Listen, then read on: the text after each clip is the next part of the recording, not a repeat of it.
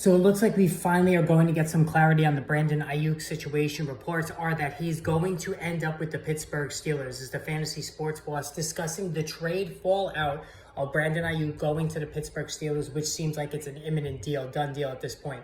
And again, guys, I'm always going, make sure you hit that subscribe button, because anytime there's any injury, trades, whatnot, I'm always going to discuss the fantasy fallout very in quick fashion. And of course, on Sunday, player goes down injured, 30 seconds later, I will have a video discussing it because I have all the games and I'm going to give you some details into what the injury is, how bad it looked, all that stuff. So make sure you're part of the channel, especially for Sundays. Now, as far as Aiyuk is concerned, like this has been going on for weeks now. He's not happy with his contract. A lot of receivers not happy about their contracts. Jamar Chase, CeeDee Lamb, Brandon Aiyuk, and Aiyuk wanted a trade. Looked like there was maybe a small chance of a reconciliation. Some reports coming out the previous days about such a scenario, but the Steelers, who were involved along with the Browns and the Patriots, who Aiyuk rejected, are going to get Aiyuk regarding a trade that's going to go down possibly as soon as tonight, next couple of days. So what does this mean from a fantasy football perspective? Well, I've already kind of discussed this a couple of weeks ago.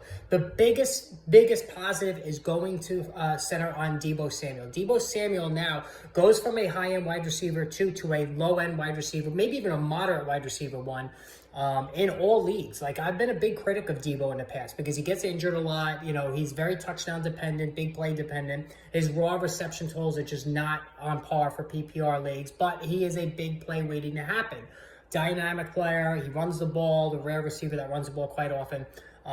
So I do respect his skill, but not his consistency. In a run-heavy offense that also has George Kittle, had Aiyuk, Christian McCaffrey out of the backfield. There's just a lot of mouths to feed in a very run-heavy offense. But you take you take Aiyuk out of the equation, now Deebo is suddenly the wide receiver one, and George Kittle is going to move up as well. We know George Kittle's another guy I've kind of always faded because he gets hurt as well. He's missed 2 or 3 games every year.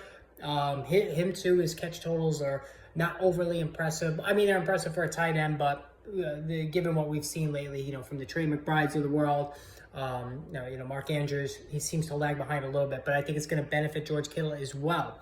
The flip side, Brandon Aiyuk, I don't think it changes much for Aiyuk. I mean, remember, he's going to an Arthur Smith offense, which is just, anathema to anything in terms of fantasy football success. But he's a very talented player. He's a wide receiver one on talent, but in Pittsburgh, in a plodding, slow, run-heavy, ultra-run-heavy offense with Arthur Smith at the helm, we saw how he could not get the ball to Drake London and Kyle Pitts, his best players, could not get the ball to his best players consistently last season. This is a problem from Brandon Aiyuk. I think he's a moderate wide receiver two, high-end wide receiver two. He's going to have those big weeks. You hope Russell Wilson stays the quarterback. I think Justin Fields would be a little more shaky there in terms of any consistency. But I do think that this is not a good move for Brandon Aiyuk. Let me know what you guys think. Post in the comments below. We're going to have more on this when it becomes official. But again, hit that subscribe button.